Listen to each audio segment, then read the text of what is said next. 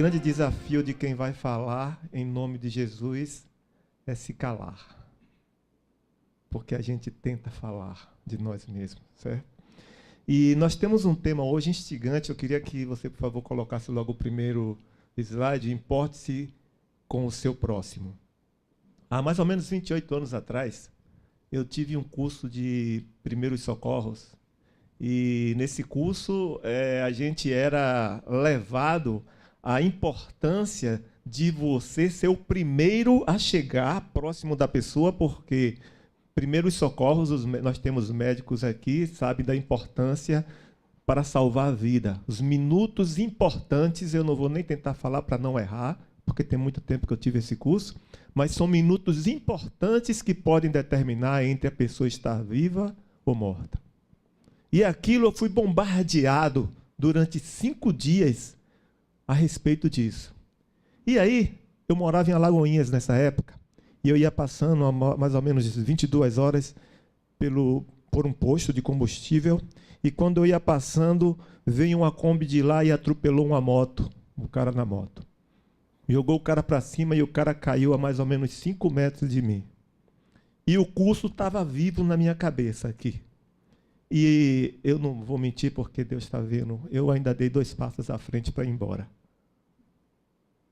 Eu olhei para um lado, olhei para o outro, olhei para todo lugar, o cara da Kombi foi embora, ficamos eu e o cara no chão, sangrando pelo ouvido e a respiração ruidosa. Não sabia o que era aquilo, não sou médico, mas eu sabia que não era coisa boa. Eu voltei sem saber o que fazer. Fiquei nervoso, o curso me fugiu a cabeça, só sabia que eu precisava ficar ali e fiquei com ele até que outras pessoas foram chegando e conseguiram imobilizar e botaram e levaram para o hospital. Mas o importante disso, que eu fiquei chocado, é uma coisa que eu sempre digo. A gente só ensina, eu sempre digo, a gente só ensina aquilo que não é orgânico. Né? Por exemplo, tem curso para andar? Não tem curso para andar, né? Mas tem curso para desfilar. Não é isso? Desfilei bem? Não é isso? É isso? Tem curso para comer? Para comer não, pô. A comida está lá, você mete a mão na comida, você come. Mas tem curso de etiqueta. Não é isso, meu irmão? Tem curso para falar? Não. Né? Se você viver com macaco, você vai conseguir falar com macaco. De alguma forma, você vai se comunicar com macaco. Mas tem curso para oratória. Temos alguns excelentes oradores aqui, não é isso? Então, importe-se com o seu próximo é uma coisa que não é orgânica. Né? É por isso que eu queria passar aí o próximo slide, por favor, né? Eu peguei na internet essas pessoas aqui, esse José Roberto Marques, presidente do IBC, Master Coach Sênior e pioneiro em coaching, né, empresário, psicoterapeuta e ator de coaching de carreira, construindo profissionais do sucesso. E ele diz o seguinte: o relacionamento interpessoal é fundamental em qualquer organização. São as pessoas que movem os negócios, estão por trás dos números, lucros e tudo de bom. Todo bom resultado. Daí a importância de se investir nas relações humanas. O próximo slide, por favor. Esse também ele botou: haja com tolerância, aprenda a aceitar o diferente e a pluralidade de opiniões. Torna-se mais fácil o convívio em grupo. Seja tolerante e paciente, o que não obriga a concordar com tudo o que dizem. Eu tive a oportunidade de fazer esses cursos. Certo? Um curso desse, né, na época que eu fiz, custava aproximadamente R$ 4.500 por pessoa. Certo? Então, a importância disso é grande. E só se dá curso, só se ensina o que não é orgânico. Só ensina-se o que não se faz organicamente. Então, isso precisa ser aprendido, infelizmente. Nós estamos falando aqui agora do século XXI, mas vamos passar o slide para a gente ver mais alguma coisa aí. Roosevelt, 1882-1945, diz assim: o mais importante ingrediente da fórmula do sucesso é saber como lidar com as pessoas. Ele foi nada menos do que o único a se reeleger por 4 anos consecutivos. Passe mais um slide aí. Agora vamos para Lincoln. Ele disse, se você quer ganhar um homem para a sua causa, primeiro convença-o de que você é o seu amigo sincero. 1809, 1865. Reconhecido como o terceiro mais importante presidente dos Estados Unidos. Eu estou voltando no tempo. Eu comecei no século XXI, fui descendo, e a gente chegou aqui em 1800, 1865. Vamos baixar mais um pouquinho? Em Lucas 10, de 27 a 35, tem uma história que nós a vimos passar no slide ainda há pouco, do bom samaritano, né? E a Bíblia diz que Jesus começou uma história interessante. Um doutor da lei, um advogado, um perito, um homem que conhecia muito bem a lei, conhecia muito bem o Pentateuco, levantou-se para perguntar a Jesus o que fazer para herdar a vida eterna. Né? Jesus, sem tomar aula de coach nenhum, certo? Respondeu. Quem já fez aula de coach sabe que existe uma técnica de você responder perguntas fazendo outras, especialmente quando é a negativa, né? Quando você quer ensinar uma coisa diferente à pessoa, você diz assim, você já pensou se nós pudéssemos fazer desse jeito? Você já pensou que talvez, não sei, eu tive uma ideia que talvez pudesse ser assim. Você está dizendo para ele assim, olha, não é assim não, é desse jeito que eu estou falando. Só que a pessoa não vai lhe rebater porque você tem a técnica de perguntar. Jesus fez coaching como ninguém. Eu acho que ninguém fez tanta pergunta na Bíblia como Jesus. Jesus encheu esse homem de perguntas. Jesus encheu Nicodemos de perguntas. Nicodemos começou perguntando, Jesus começou perguntando para ele também, né? Por que me chamas mestre? Jesus sempre perguntou. Jesus sempre perguntou. Porque ele está interessado, ele não está interessado em trazer informação para você. Ele está interessado em que você entenda o âmago da mensagem dele. Ele está interessado que você entenda o que se passa no coração dele. Então Jesus começou essa resposta contando uma história, né? O homem, perito da lei, respondeu rapidamente, amarás o Senhor teu Deus de todo o teu coração, de toda a tua força, e o teu próximo como a ti mesmo, né? E Jesus chegou para ele, que Jesus perguntou a ele, o que é que diz a lei? Como é que você lê? Olha, Jesus respondendo, perguntando. Ele respondeu, Jesus disse assim, olha, respondestes bem, vai e faz o mesmo. Aí esse homem, perito da lei, advogado, né? E tinha costume de discutir, porque eles discutiam muito entre si, né? Existia uma vaidade do conhecimento, né? Principalmente entre os peritos, escribas, sacerdotes, que eram pessoas que tinham socialmente um perfil mais elevado, mais ou menos uma classe média, certo? Então, ele chegou, e é interessante citar para vocês, que a Bíblia nos diz que esse homem se levantou para perguntar a Jesus.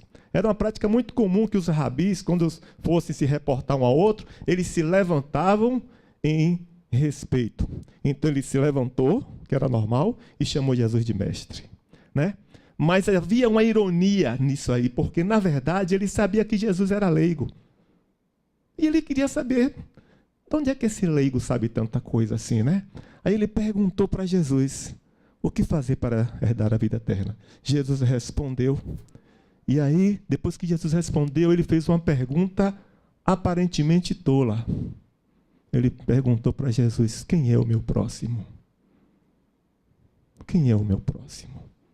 Parece uma pergunta tola, né? Mas eu queria que a gente se prendesse nesse momento, nesses dois locais aqui, Jerusalém e Jericó. Passe o próximo slide aí, por favor, irmão. Passe, por favor. Nós temos aqui uma amostragem, mais ou menos, do que seria Jerusalém no tempo de Jesus, e temos aqui o templo, né, que foi destruído e foi reconstruído, certo? Mas era o símbolo de adoração dos judeus, o centro de adoração dos judeus. Era aqui que se adorava a Deus. Era aqui que se fazia culto. Era aqui que Deus estava. Foi aqui que, antes de Jesus, né, havia a arca que simbolizava a presença de Deus. certo? Então, Jerusalém era um lugar muito importante. E a Bíblia diz que Jesus falou na história que o homem se deslocava de Jerusalém para Jericó, né? E a gente vai para Jericó agora. Vamos passar para Jericó? Jericó é um lugar chamado Terra das Palmeiras, era chamada Terra das Palmeiras, certo? A distância entre Jericó e Jerusalém era aproximadamente 25, 27 quilômetros e de uma subida em torno de 1.000 metros, sendo que Jerusalém ficava aproximadamente 800 metros acima do nível do mar e Jericó 240 abaixo do nível do mar. Jericó era uma cidade importante, né? Porque foi lá, por exemplo, que Herodes construiu o seu templo de inverno, o seu jardim de inverno, o seu palácio de inverno ficava lá. Cleópatra também morou lá. Então, nós estamos aqui, na verdade, em Vilas do Atlântico. Eu estou conseguindo ver até o McDonald's aqui. É um lugar agradável. É um lugar bom de se morar. É um lugar bom de se viver. É um lugar agradável. Eu imagino que quando você trabalha em Salvador, que você está na paralela pegando aquele congestionamento, você fica imaginando a varanda de sua casa para você botar a rede, a sua cama, alguns até a sua piscina para dar uma mergulhada, ou então você ir para a sua sala de projeção e sentar para assistir um bom filme com sua família, comendo pipoca, porque eu estava a caminho de Jericó.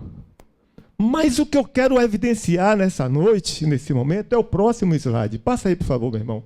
Esse slide é que eu queria passar. É entre Jerusalém e Jericó.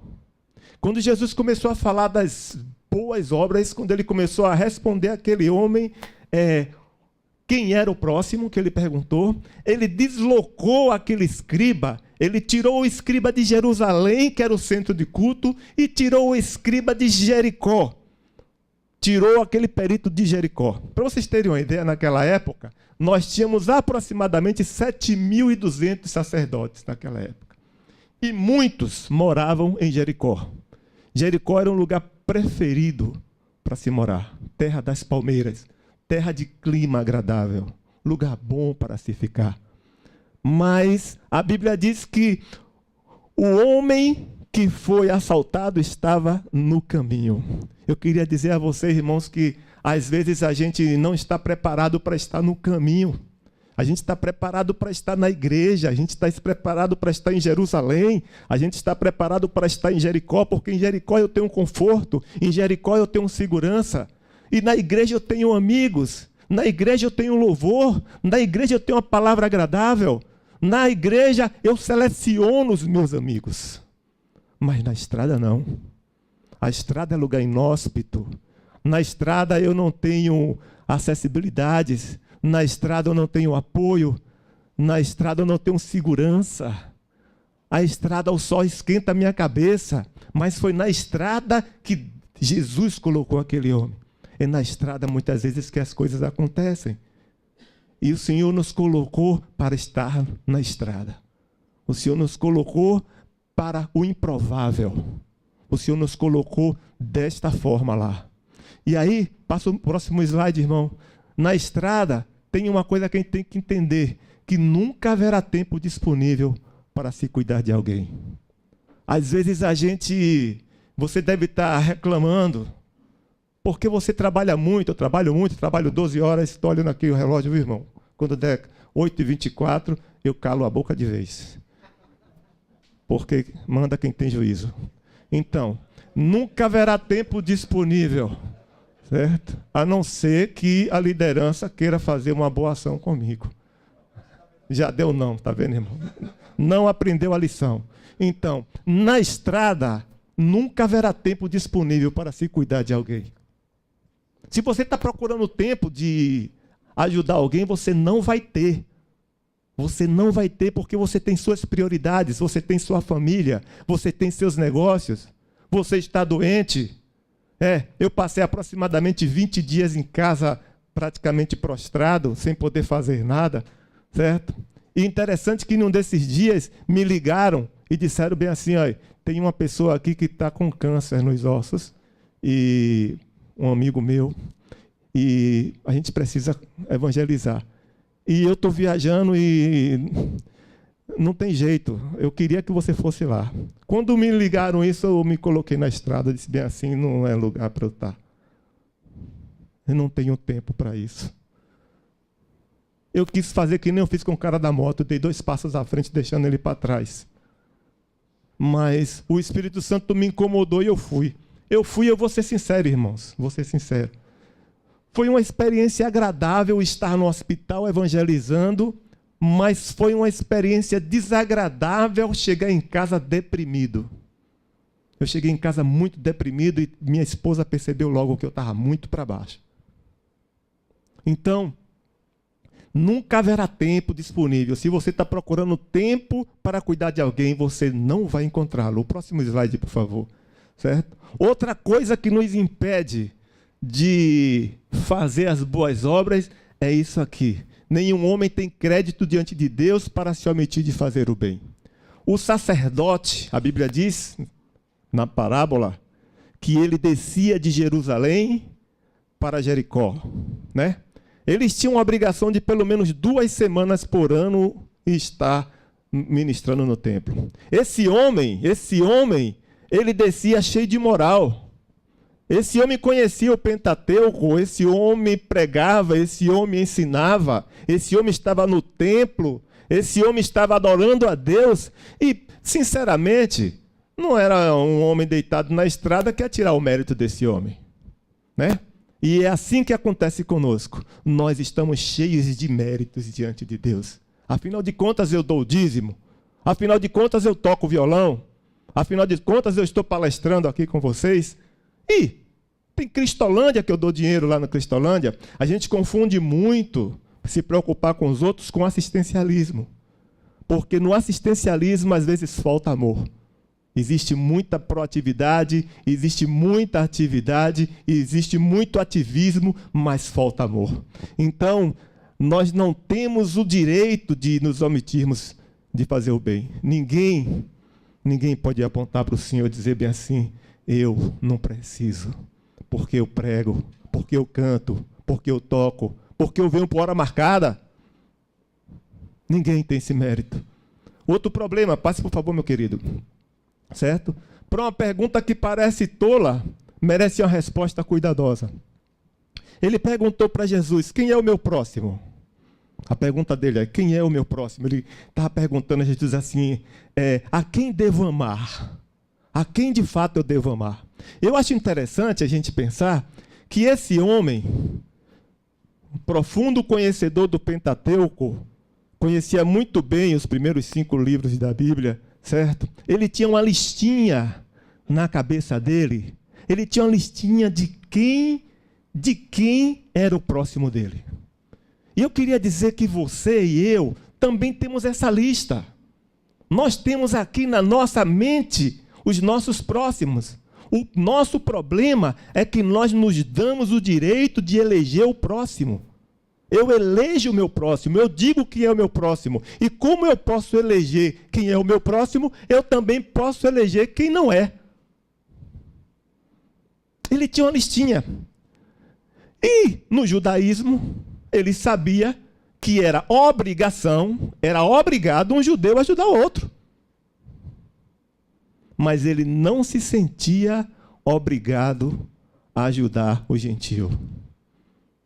E Jesus começa com uma pegadinha, né?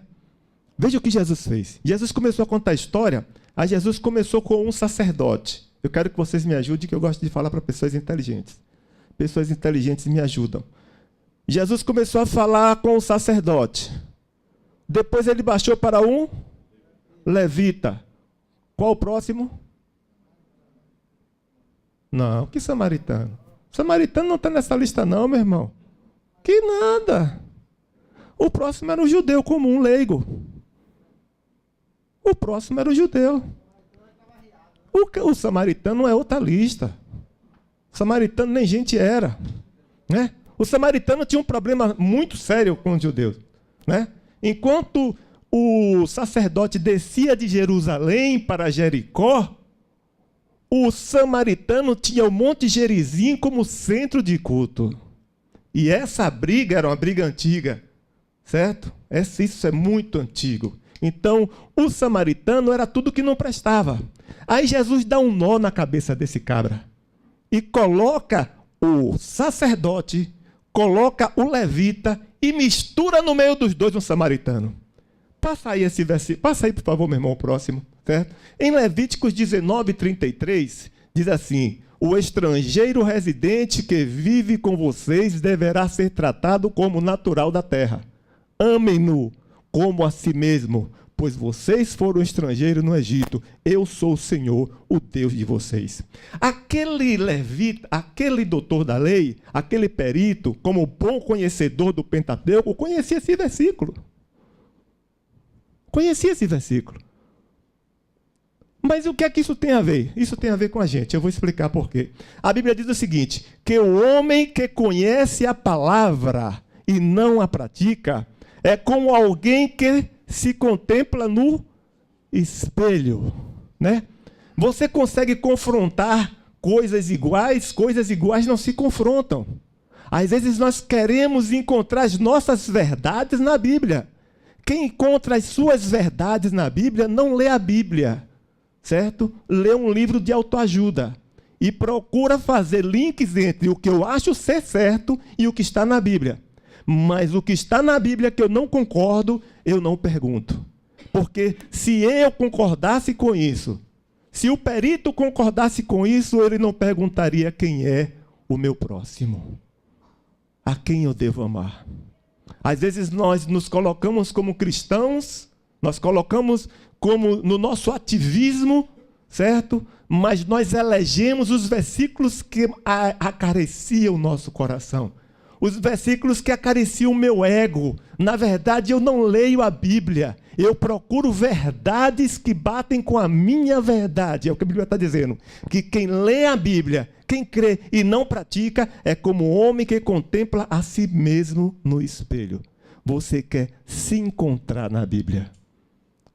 E quando a gente lê lá em João capítulo 14, versículo 26, sobre o Consolador, o Espírito Santo, diz, o Senhor diz assim, que quando o Consolador viesse, ele nos ensinaria e nos faria lembrar tudo quanto vos tenho dito. É o Espírito Santo quem revela a vontade de Deus na sua vida. Não é a sua inteligência, não é a sua capacidade de interpretação. É o que o Espírito Santo revela, algo muito mais do que letras, muito mais do que poesia. Passe, por favor, o próximo slide, meu irmão. Certo? A coisa interessante também que a gente tem que olhar, ainda dentro desse foco da leitura bíblica do Espírito Santo, é que você não pode ajudar se estiver de mãos vazias. A Bíblia diz que aquele homem pegou aquele homem que estava deitado, só tem 2 minutos, e quando ele estava lá deitado, a senhora marcada, um negócio sério, meu irmão. Pegou aquele homem, deitou azeite e vinho. Não é isso? Às vezes, a gente sabe que o azeite e o vinho, né? O azeite é o Espírito Santo em nossa vida. E o vinho é o sangue de Jesus que foi derramado por nós. E a Bíblia diz assim, a esperança não nos decepciona porque Deus derramou o seu amor em nossos corações por meio do Espírito Santo que Ele nos concedeu. E a Bíblia diz também lá em João 1, se porém andarmos na luz como Ele na luz está, temos comunhão com os outros e o sangue de Jesus Cristo, seu Filho, nos purifica de todo pecado. O amor de Deus foi derramado em nossos corações.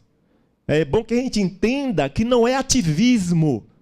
Não é porque você conseguiu quitar um débito com Deus. Ninguém quita débito com Deus porque o nosso débito foi pago na cruz por Jesus Cristo. Está lá, em Isaías 53, o castigo que nos traz a paz estava sobre ele pelas suas pisaduras que nós fomos sarados. Então nós temos, meu irmão, se você não tiver consciência de que você tem unção do Espírito Santo, a unção com poder para obedecer, e o sangue de Jesus com amor suficiente para alcançar qualquer pessoa, você não passa de um ativista. Você não passa de um homem que está negociando com Deus as suas ações. E não se negocia com Deus. Passe o próximo slide, por favor, irmão. Certo? Não há relacionamento se você não tem disposição para perdoar. E aí eu queria deixar algo importante aqui para vocês. Já saindo desse texto, mas eu quis citar isso porque é importante. Lá em João capítulo 21, Quando Jesus se encontra com os discípulos, a terceira vez que ele se encontra com os discípulos, eles estão no mar e Jesus aparece. E de repente, a Bíblia diz, eu vou tentar ser rápido, a Bíblia diz que Pedro reconheceu Jesus e ele jogou a capa, que ele estava sem a capa e veio nadando e veio rapidamente para conversar com Jesus. E naquele momento eles comeram peixe, eles comeram pão, Jesus pediu peixe, eles fizeram aquela pesca maravilhosa lá, fizeram aquele peixe. Então, para Pedro foi excelente. Pedro foi excelente. Acontece o seguinte, irmãos, que Pedro havia negado Jesus 3 vezes. Para Pedro estava tudo resolvido. Comi com Jesus, comi peixe com Jesus, comi pão com Jesus, ele deve ter me abraçado, ele deve ter dado risada comigo, ele deve ter, com suas palavras afáveis, deve ter atingido o meu coração. Mas a Bíblia nos diz mais adiante que Jesus chamou Pedro para conversar e disse bem assim: Pedro, você me ama? Pode parecer coincidência, mas Jesus perguntou a Pedro 3 vezes também: você me ama, Pedro? E a Bíblia diz que na terceira vez Pedro se entristeceu. Você sabe o que acontece, meus irmãos? Às vezes nós confundimos as pessoas, confundimos as nossas ações e pensamos que estamos perdoando, que as pessoas estão perdoadas simplesmente porque elas dão risada conosco. Eu queria dizer que a diferença entre você e seu irmão precisa ser tratada. A mágoa precisa ser tratada. O que aconteceu entre você e seu irmão precisa ser tratado. Não foi porque ele deu sorriso para você, não é porque você está jogando bola junto com ele, não é porque você canta no coral com ele, não é porque você vai na churrascaria com ele, que a ferida não existe. Para Pedro parecia que estava tudo resolvido, mas Jesus sabia o que havia no coração de Pedro. E ele fez 3 perguntas importantes a Pedro. Pedro, tu me amas? Pedro, tu me amas? E a última, pode passar por favor, meu irmão. E a última coisa que ele fez bem assim para Pedro, ele disse assim: então disse Pedro, siga-me. Perdoar é andar junto. Perdoar é chamar. Perdoar é dizer, venha, venha comigo. Não é desencargo de consciência. Você não perdoa por sua causa. Você perdoa por causa dele, porque você ama. E você perdoa porque você quer que ele esteja com você. Então, perdoar é seguir. Perdoar é dizer, venha comigo. Você precisa estar comigo. Então, meus irmãos, é importante a gente perceber, eu passei só 3 minutos do meu tempo, é importante a gente perceber a importância de perdoar. O perdão precisa ser tratado. As diferenças entre você e seu irmão precisam ser tratadas. Não finja que não acontece nada só porque seu irmão deu risada. Não finja, não. Você tem que aprender a conversar com seu irmão. A ferida tem que ser olhada com amor para que Deus possa curar. E por fim, a gente precisa entender o seguinte: se você nunca se colocou no lugar daquele moribundo que estava ali caído, você jamais vai tentar ajudar alguém. Você jamais vai se preocupar com alguém. E você estava exatamente assim. Foi o que eu citei ainda há pouco no Salmo 53, quando diz que pelas suas pisaduras fomos sarados. O castigo que nos traz a paz estava sobre ele. Fomos curados um dia por Jesus. Um dia nós estávamos deitados, caídos, semi-mortos em nossos pecados, em nossas feridas, feridas físicas, feridas psicológicas, feridas da alma. E Jesus se abaixou e aceitou se contaminar conosco para nos tirar daquela condição de morte para a vida que nos deu. Quem não se sente assim não ajuda ninguém. Você só ajuda quando você entende que um dia eu fui curado. Que Deus coloque em nossos corações esses sentimentos e que a gente não faça a nossa lista do próximo, mas deixe que Jesus nos apresente. Talvez você esteja parado fazendo muitas perguntas a Jesus, a Deus, mas eu diria a você que você está parado por falta de resposta sua para com Deus. O Espírito Santo tem perguntado a você: cadê o seu próximo? Porque você não faz nada por ele. Que Deus abençoe a sua palavra em nossos corações.